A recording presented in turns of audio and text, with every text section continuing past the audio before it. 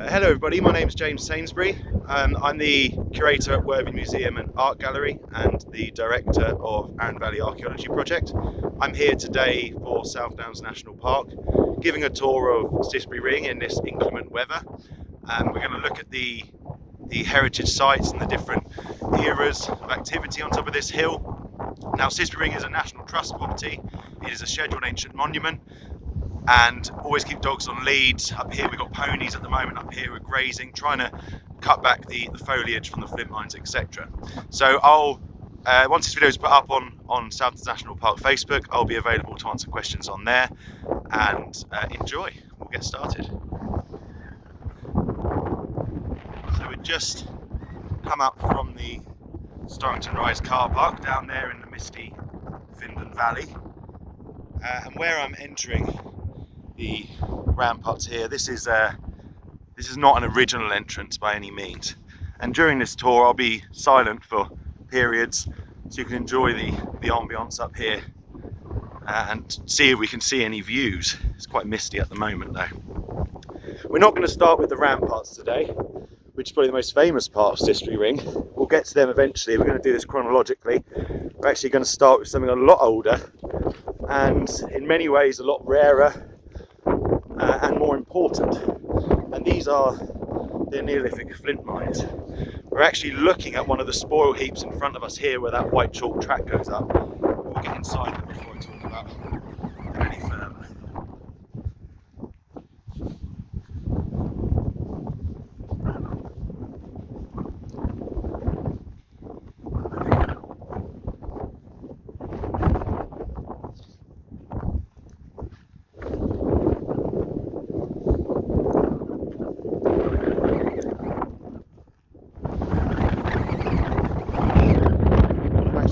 Here right now, this is a man-made spoil heap of giant proportions, and this is all of the unwanted chalk and the unwanted flint debitage, etc. from these flint mines. We're actually looking at them now. Let me just catch my breath a moment. So all around us, this is a giant flint mine here. Most of them are full of vegetation now. We've got smaller ones going off towards the ramparts. So pretty much anywhere you can see tree cover, this is where the vegetation has taken over these abandoned flint mine shafts. Now, these mine shafts are nearly 6,000 years old. Cissbury Ring has over 270 of them, maybe more, and they vary in size as well. So some can be rather large, like this one here.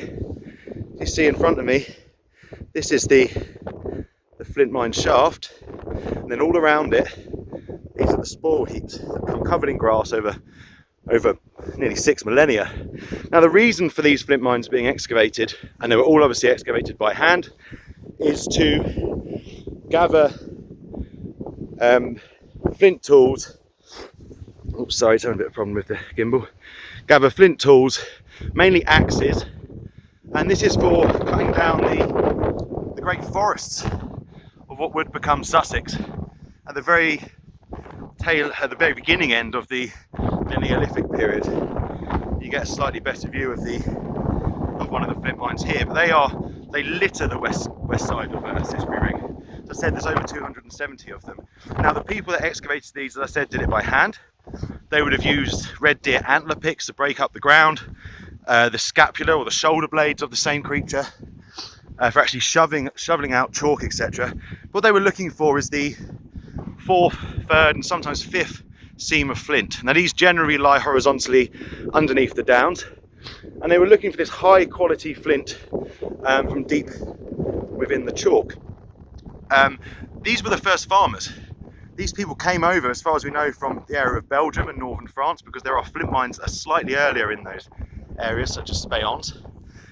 And when they came to this coast, for whatever reason, they chose the area north of Worthing for their flint mining operations.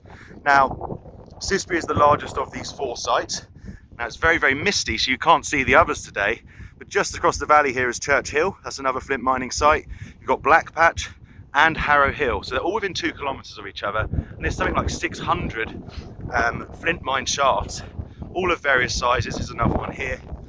that were excavated by hand over a couple of hundred years around 3800 BC. Now, they weren't all open or used at the same time. There's probably only a couple open at each site each year. And there was obviously a demand for this high quality flint. These people were farmers. They brought over the first domesticated animals, the first pottery to these shores.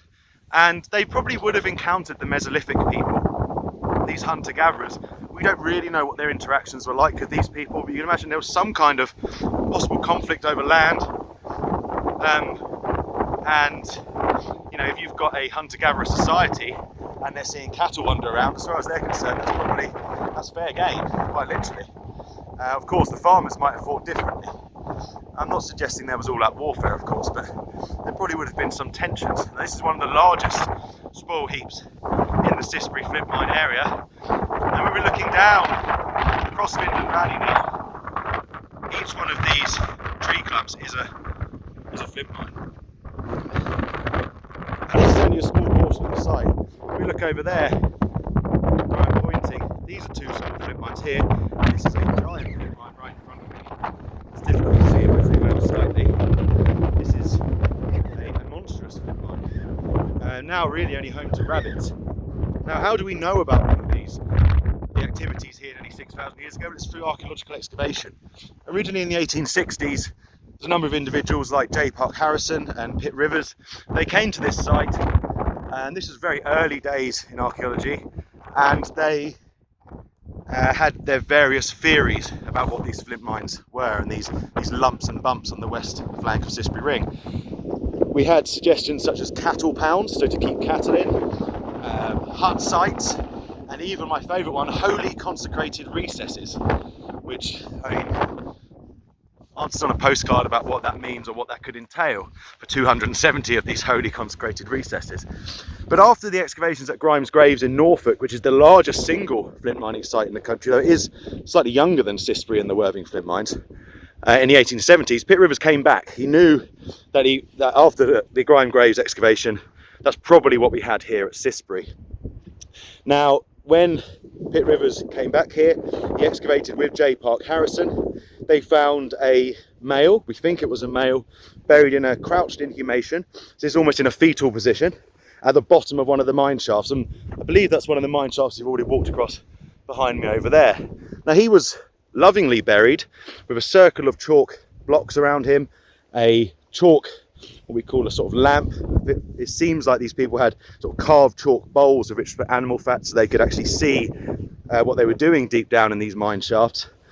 And he also had a flint axe placed next to him as well.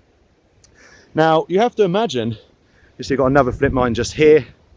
You have to imagine when people got to the bottom of these mine shafts, and some of them could be up to 30 foot deep and 30 foot across, others much smaller. They would hit the line of flint that they were interested in, and then they would go horizontally and follow it through the hill. So they created what we call galleries, but essentially tunnels, excavation tunnels, up to 8 per shaft. So you have to imagine, and this has been proven for excavation, underneath my feet right here, there could be intact tunnels made of chalk that have no oxygen in them. As the shaft collapsed within a couple of years of being abandoned, they were sealed effectively, these tunnels. And that's where archaeologists in the past found broken flint antlers, scapula. They've even found at Harrow Hill, and this was the Kerwins, they actually found soot marks on the top of these tunnels where they had been burning some kind of material to be able to see what they were doing. So there is a honeycomb of intact tunnels under my feet in Cissbury Ring, which I think is just absolutely fascinating. These are nearly 6,000 years old. So Pitt Rivers didn't just excavate the Neolithic flint mines, he had a go at the ramparts as well, and you can see them there, and we'll come and talk about them in a moment. Probably one of the most important and the earliest proper archaeological photo showing stratigraphy, that is showing how you've got different layers and you can prove different periods, was taken just over there beyond these ramparts, and we'll get to that in a moment. Now look at these flint mines. These have actually been cleared of vegetation.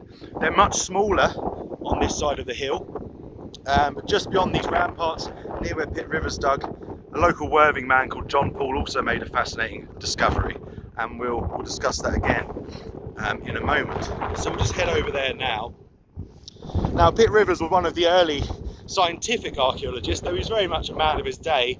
He usually certainly had labourers working for him, doing all the digging, and he would come along and inspect what had been done at the end of the day, kind of thing. But he was a clever man for his time, and he was a surveyor in the army, and this is what made him quite a good archaeologist, especially for the later Victorian period, because he actually recorded things.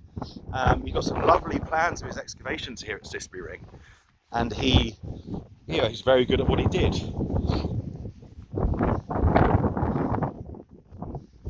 Just look back across some of these flint mines here, and you can see it's almost like a moonscape of craters on this side of Cissbury, and it very abruptly ends here where the ramparts are. Now, of course, the Iron Age builders of these ramparts weren't interested in protecting heritage, so they actually used these big spoil heaps of loose chalk and flint to actually create the ramparts on the west side of the hill. And of course, that makes it a lot easier than digging it by hand originally.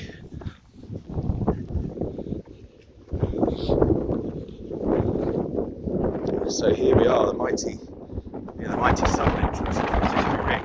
But just before we get on to the later periods, just in front of me here, just below me, oh, the camera's gone funny again.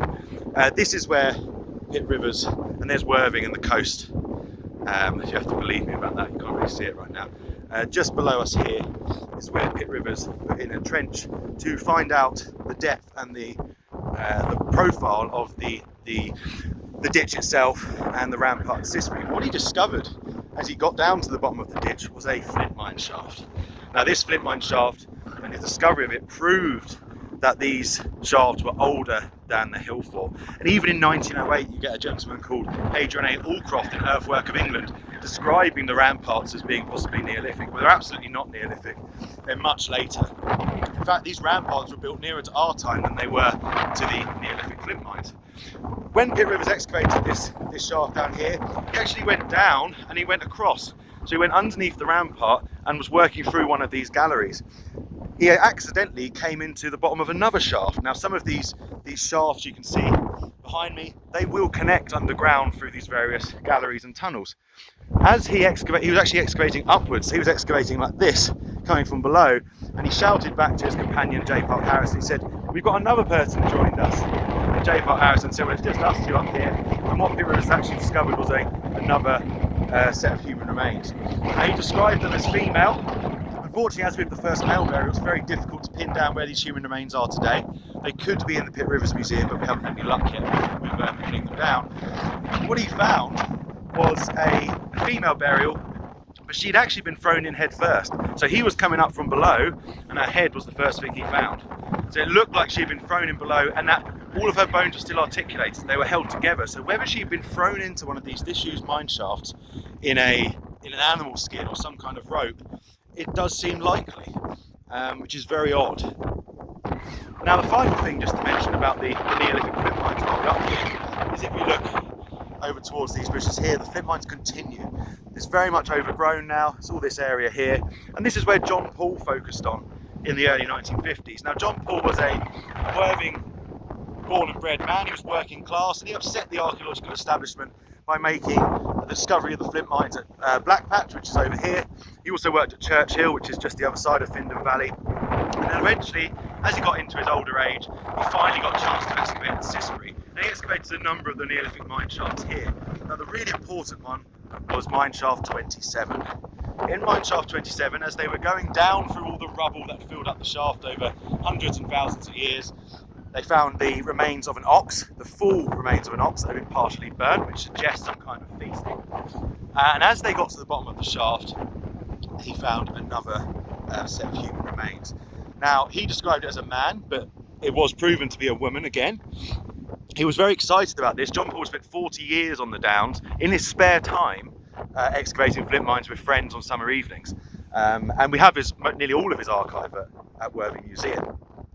Shaft 27 was very important because he found these human remains, and this was a woman who looked like she'd either fallen in or she had been placed at the bottom of this mine shaft. Now, I would suggest if you're living nearly 6,000 years ago on or near this hill, and there's a lot of industrial activity going on, then you'll be very wary of someone in your community, which is probably quite a small community, goes missing. Probably the first place you're going to look is the flint mine shafts. You know, you wander around at night and you fall down one, it's going to hurt, if not kill you outright. So I'd suggest she didn't actually fall in, just be placed there. It always also looks like she almost rolled herself in, almost blocking one of these galleries, one of these tunnels at the bottom of the shaft. Now, they kept excavating through these tunnels. They found antler picks, as you'd expect, and some discarded rough outs, which are sort of flint axes that have been roughly shaped. And then they discovered some chalk carvings. Now, there has been questions over the years as to whether these are authentic.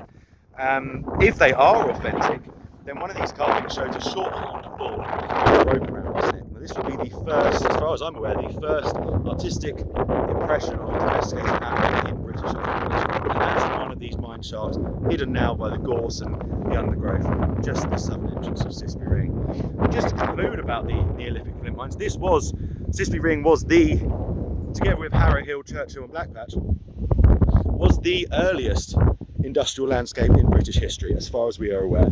In the Mesolithic, you didn't have these large-scale operations to mine flint. People would pick it up off the surface or from eroding hillsides, etc., which they had done for hundreds of thousands of years. The Boxgrove site, well out west to us, you know, that's 480,000 years ago, and early hominids were doing the same thing. They were opportunists taking flints and out of falling cliffs. And this is a real departure from that. But of course, these people are different. These people are farmers. They're sedentary. They may well have still done some hunting, but generally they're relying on crops and domesticated animals and clearing the forest. That's the really key thing here. Another thing John Paul did is he was an early pioneer of environmental archaeology. He actually studied the different kinds of snails you would get in the layers of the infield shafts, and then compared them to the kind of climate they would live in. So we think that even within 200 years of these flint mines being opened, most of the downs would have been cleared of trees. The weald, of course, would have probably still been relatively impenetrable, that people would have still moved through that landscape. But the coastal plain and the downs, there's significant amounts of forest would have been cleared. Of course, this permanent houses. Some Neolithic longhouses are substantial buildings.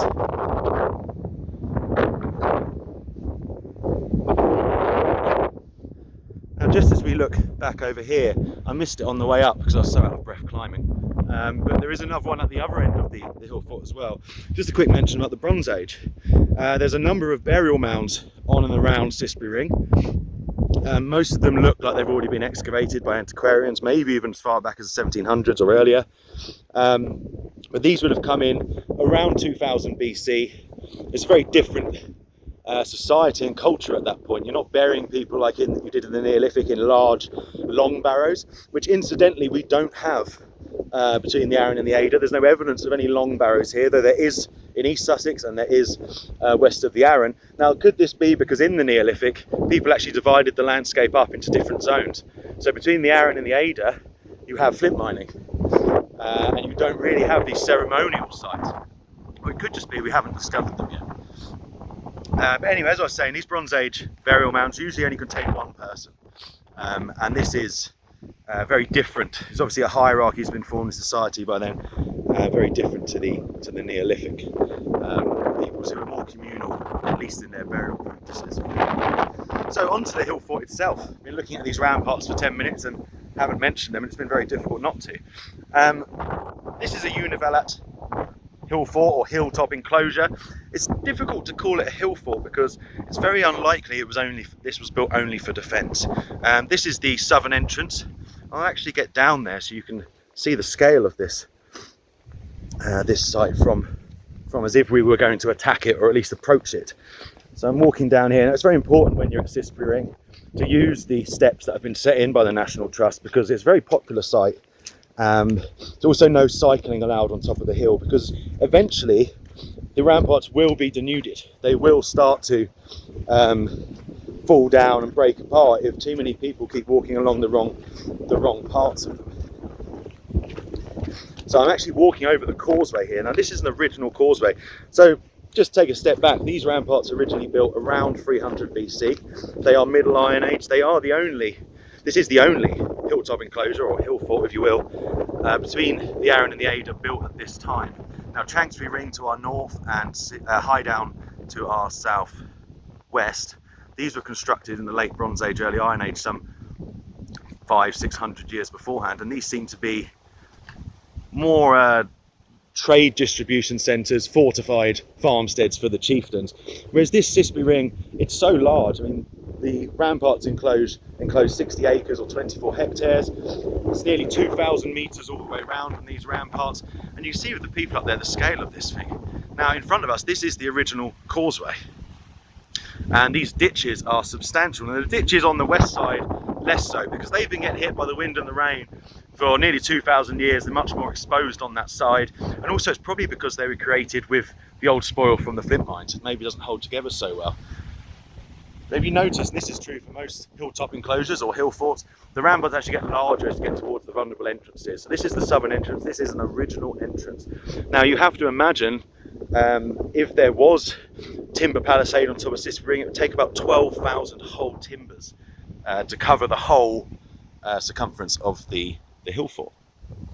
Now these ramparts on average are 4 metres high and 4 metres wide.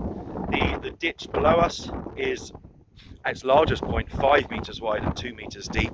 Now the ditch isn't an ankle breaker ditch, so an ankle breaker ditch is where you've got this V at the bottom, so you can't actually stand in the bottom. It's actually cut like this, and that's something that Pitt Rivers discovered when he excavated just over there, well, nearly 150 years ago.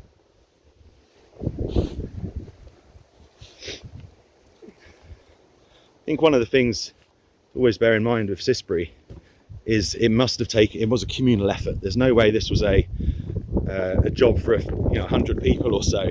This would have taken the whole community, and I always picture it would be the community that existed between the Arun and the Adur.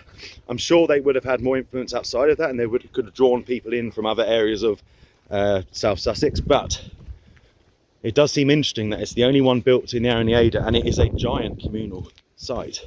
Now we're going to follow the ramparts today, but just imagine, I've just walked into the hill fort. I've just walked through some monumental gates, and there probably would have been a guard or two standing there on the side as well. That grass path here, that is actually the ancient trackway into the habitation sites within the hill fort itself. There's been very few of these dating to the Iron Age. We do think there are pits. There was a pit found many years ago with a lamb, 301 beach pebbles and a bronze dagger in it. So make of that what you will. It could be a ritual thing. Are the pebbles slingshot? We don't know. It's an antiquarian excavation, so again, not as much information as we would like.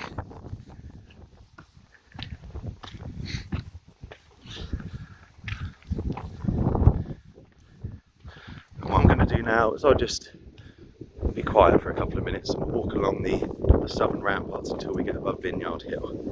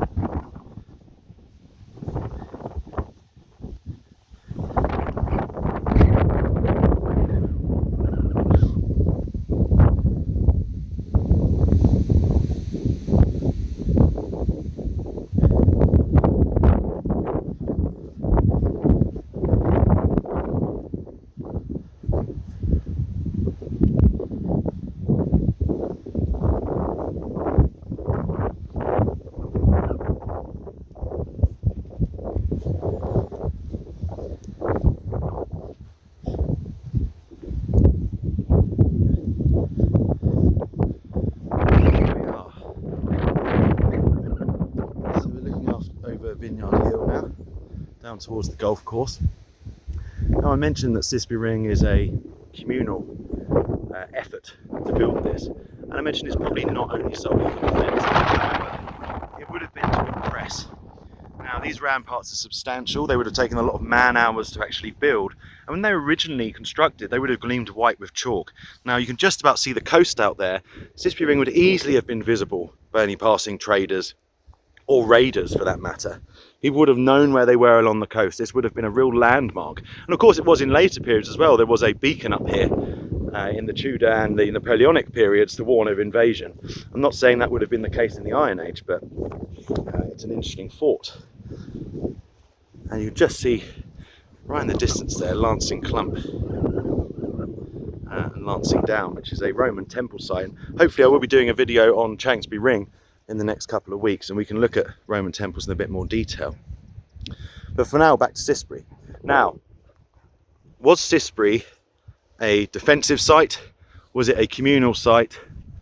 Was it a ceremonial site, some kind of ritual site? It's probably a mixture of all three. Now, places like Cissbury, you can imagine, would have been a central marketplace for all of the farms around here, and it's very important not to put Cissbury in isolation. It's not this great rampart feature on top of a hill in an empty landscape. This landscape was teeming with farms in the Middle to Late Iron Age, and especially in the Romano British period. If you look down at this golf course here, there was lots of Romano British cremations found here. You know, they would have been the local farmers and their families. They would have been buried near to their farms.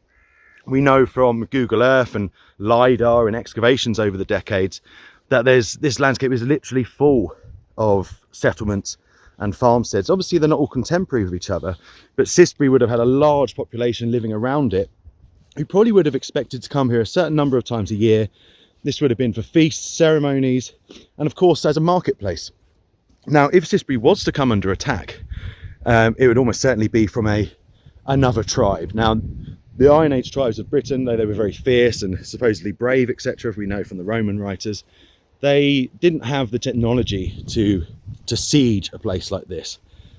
So if there was some kind of large raid on, and back then it would have really been cattle raids more than anything, then people could get their cattle and themselves within these ramparts until the raiders had gone away. Now there is the question of water supply, but I have a theory that Cissbury Ring is capped by clay with Flint's geology. Now clay obviously holds water. They could well have actually had a couple of ponds up here, right on the top of the hill fort, which we're going to explore in a few minutes up here. And these would have kept people and animals maybe watered for a few days in emergencies. What we're actually coming to now is we're very slowly coming to the eastern entrance to the hill fort, which is just beyond these trees. It's also worth bearing in mind that the Cissbury Ring itself was never attacked by the invading Roman army in 43 AD. Cissbury had probably been abandoned and was already being farmed by Iron Age Britons a century before that. And that's partly due to the fact that in Sussex, and especially West Sussex, especially West Sussex, was relatively pro-Roman and had been for a number of years before the Roman conquest. There was a theory that at least part of the Roman invasion came through near Fishbourne Roman Palace and what would become Chichester.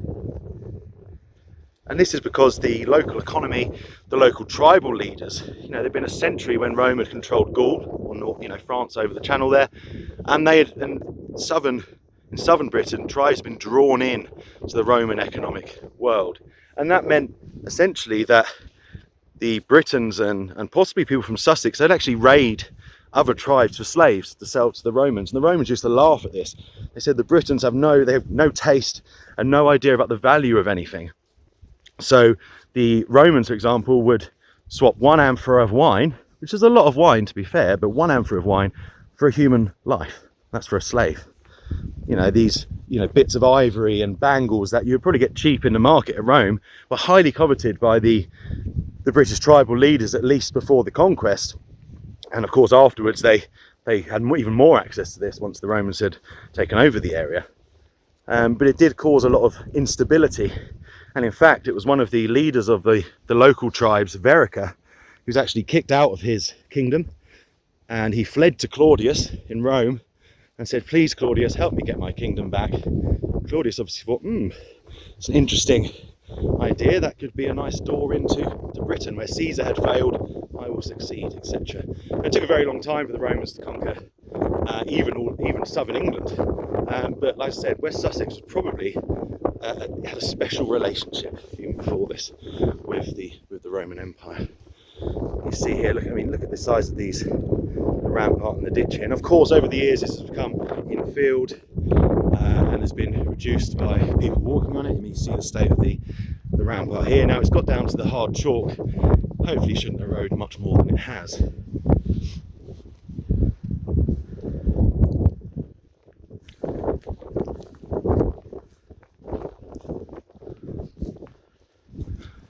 Unfortunately, as I say, the views aren't very good today. Usually you can see all the way over at Funder's Barrow, which is a hill fort above, or should I say hilltop enclosure above Shoreham. And to the north we usually get a lovely view of Chanctonbury, but I don't think that's going to happen today.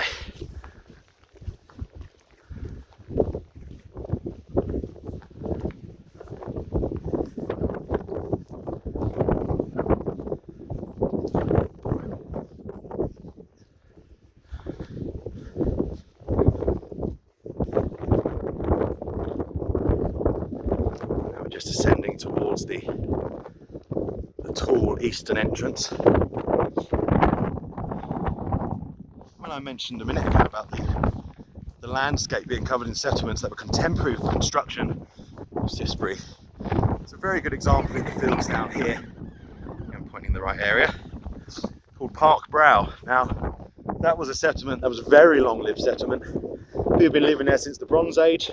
The village had naturally moved across the hill, as you do. Rather than destroy a derelict building, you just leave it and build one next to it, and this is how villages slowly move over time. It was one of the longest lived settlements proven by archaeology, definitely in Sussex, but unfortunately it was totally destroyed by modern farming practices in the last century. Now here we are at the eastern entrance. As mentioned, there is another burial mound over in those bushes there, which still actually retains some of the outer ditch, which was the soil used to throw up the mound itself. The rain's starting to come in a bit now, but unfortunately you can't make out Chanctonbury. But that's going to be our destination in the coming weeks. And we'll have a really close look at some of the features up there. Now what I'm going to do at this point, I'm not going to follow the ramparts around, I'm actually going to cut through the centre of the hill fort back towards the Flintlines, because this is where we have Romano British occupation of the hill fort. Now I've already said about some evidence for Iron Age occupation. Now there has been Iron Age pottery found at Cissbury. Now if you've got pottery, unless you're burying cremated remains, which doesn't really happen until the later Iron Age, and there's a big mystery about what happens to the dead during much of the Iron Age. They're probably excarnated, so they're actually left out for the animals. Seems to be the only reasonable explanation. Then, there's Iron Age pottery on site. That suggests there has to be some people living within the hill fort. Now this probably would have been, at least have a house set aside for the local chieftain. But it doesn't necessarily mean that these were high status people. They may have just been farming an area of the interior. Now when you get to the Romano British period, there's at least 10 rectangular timber buildings in this area of gorse I'm walking up to now. Now this is, we've seen on the geophysical reports, there was a big geophysical survey done here not too long ago, that the hill fort is covered in lumps and bumps and different features. Now a lot of these will be storage pits. This is for grain and other food, so you can store these for the bad winters, and that's ultimately going back to the Neolithic and Mesolithic, how these Neolithic people managed to prosper, whereas the Mesolithic people seem to disappear, for want of a better word, is because they've got insurance against some of these natural disasters or issues that can come up. You can bury your food as a farmer, as a hunter-gatherer, always looking for your next meal. Now I'm in amongst these slight lumps and bumps near the trigonometry station here, and this is where the Romano British farmstead was. Now there are a number of enclosures which seem to be for cattle nearby, and you also get lynchets, which are essentially banks which could have been topped with a hedge, so you can put cattle and animals in there, or they're used for actual crops to hold back the soil and keep the nutrients in. And obviously you can't see very much because it's all gorse and very stormy, But that track I pointed out from the southern entrance, that leads to here. So this is probably, you know, right at the summit of the hill. Bear in mind, the hill's 600 foot tall. So it's the tallest point in Worthing Borough. This is where the settlement was. Now, on a day like this, you wonder why would people... Sorry, let me just clean the camera. Should be a bit better. Why would people, you know, live on a hill like this? Well, these houses were, were substantial, and they, you know, they're pretty much weatherproof. If you go and visit the wonderful Butser Ancient Farm near Petersfield, where they've reconstructed a lot of archaeological structures, you can sit in one of them, even in the middle of winter, sit in the roundhouse with the fire going, and it's absolutely lovely. So as I'm coming back now into the weather, you can just about make out around me these lumps and bumps. Now these are partly, some of these will be the fill systems to do with the settlement within Cissbury itself. And look, we're back on the ancient track now. This has actually been cleared of gorse, and it's probably always been used as a track. I mean, there was a lot of damage done to Cissbury Ring during World War II and the training up here. But skipping forward a while, we should also mention, actually, while I'm here, there is a lot... I'll turn the camera around so we don't get too much rain on it. Sorry about that. There is a theory that somewhere on top of this hill there was a Saxon mint. Now, this has never been proven by archaeological excavation, but there have been a number of coins found in Sussex and slightly further afield that have the location of Cipher or Cipherber on it. Now, this has been theorised to be Cissbury Ring. So the coins are dated to Ethelred II or Ethelred the Unready, or the Ill-Advised, and King Canute, his successor, the Danish king, who created essentially a Danish empire, whole of Scandinavia, or most of Scandinavia and most of Britain. Now this mint would have been moved here maybe due to the dangers of having a mint down in Stenning during this period of instability, but there's never been any archaeological evidence for it. Also bear in mind, as I mentioned earlier, this is a scheduled ancient monument, so if you know, don't come up here looking for Saxon coins or mints, because you will get in a lot of trouble. And Darrell Holter, the Sussex Heritage Crime Officer, is very hot on this kind of stuff, and we're very lucky to have him. Now, I'm going to try and work out how I can get back without this being so wet we can't see anything. We'll just brave it.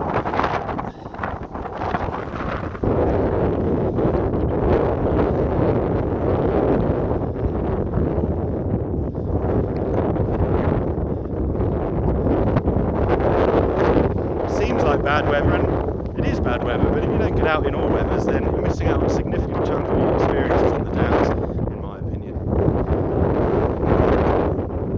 It seems I'm one of the only people to think that up here today, though.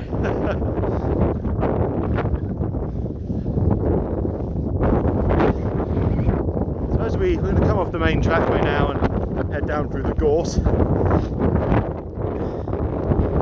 Doesn't seem to be a huge amount of activity at Cissbury between the potential Saxon mint and the Napoleonic period. Like I said, there was probably a beacon here in Elizabethan times that would have been lit when the Spanish Armada was seen off the coast in the southwest.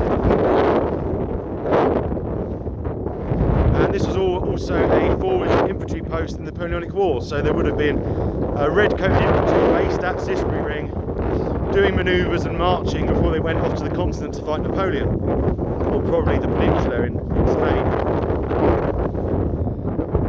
Then we get to World War II. I mentioned that a lot of damage done by tank tracks driving up and down through Cissbury, and this was a feature of many archaeological sites on the Downs were damaged significantly by tanks using them to practice their suspensions and the speeds they could do. What happened at Cissbury is the tracks actually tore up the very thin layer of grass, and they revealed a huge amount of flint flakes. Now this is related to the flint mining activities, of course, but again it proved, as John Paul had proved at Church Hill, which you can just about make out now through the mist, they proved that when these large lumps of flint were brought up to the surface, probably using some kind of pulley system, they were actually napped, they were chipped right near the site, at least into rough shapes, before they went off elsewhere to be polished and turned into proper high quality flint axes. As we're talking about World War II, it's worth mentioning you had the Argyll and Sutherland Regiment based here before D-Day, and this was also part of the Findon anti-nodal point. Sorry, the Findon nodal point, not anti-nodal point. Now this was one of the defence lines set up in case of German invasion. Now Cissbury Ring was one half of it. It crossed through Findon Valley below us, and Churchill was the other. Now what's amazing about Cissbury Ring is the Canadians actually dug a giant anti-tank ditch around the outer ramparts. So we're seeing a potentially defensive Iron Age hilltop enclosure being reused, or would have been reused if the Germans had invaded, for defensive reasons again. Nearly 2,000 years later, which I just find absolutely fascinating.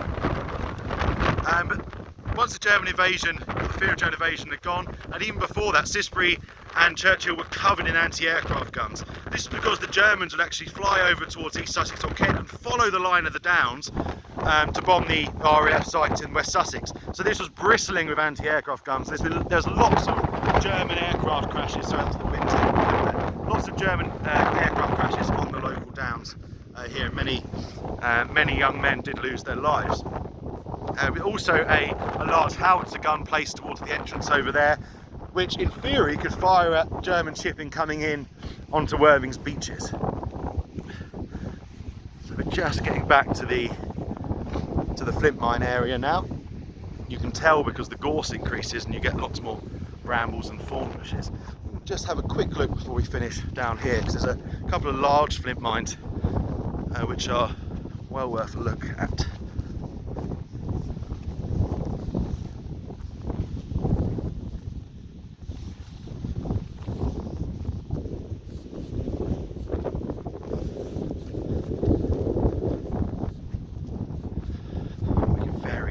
Nearly make out Cissbury in the distance over there. Hopefully I'll have better weather for that video than I have had for this one. As I said, it's all enjoyable when you're on the Downs. So I think it's just down here. So there was never an entrance on the north side of Cissbury. There was no need for there to be. It's very steep coming up that way. People would have just come through the south or the eastern entrance. We've probably lost those trackways now that originally would have showed up quite nicely. Though of course you do have a lot of ancient trackways on the Sussex Downs that still survive, that may have their origins way back in the Neolithic or the Bronze Age. So here we go, we're back in the moonscape of the flint mines. Got another large one in front of me here. It's going to zoom out slightly so you can see it. There's another one here, another one there, and you see how this one here is it's quite faded, and that's partially because you've got a lot of the soil taken from the side to build up the rampart. So you're seeing the work of human hands, going back nearly 6,000 years to the very first farmers to reach these shores. Let's head towards this beautiful yew tree and look at a final flint mine before I sign off.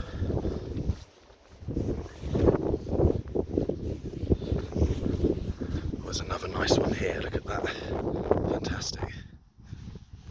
Now there has been operations by National Trust to clear vegetation from these flint mines, but it's very brilliant work they've been doing, but it doesn't last very long.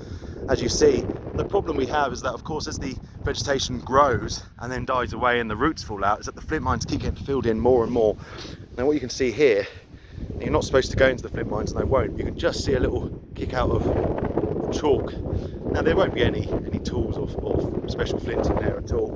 And as I said, bear in mind, even if you find a really nice flint axe sitting, kicked out by a rabbit at this site, you shouldn't really take it away. That's against the law. Best thing to do would be to contact myself at Worthing Museum or the Sussex Finds Liaison Officer or James Brown, who's the National Trust archaeologist for South East, and then we'd actually come up here and retrieve it and get it properly recorded, because otherwise it will probably crack in the frost eventually and it'll be lost forever. But it's not actually legal to take things away, so the best thing to do is leave it in place. Now here is one of the larger flint mines again. Now this fence has been put around to stop the New Forest ponies up here. We haven't seen any of them today, but they are up here from eating the poisoned berries of the yew tree, which shouldn't do them very well at all.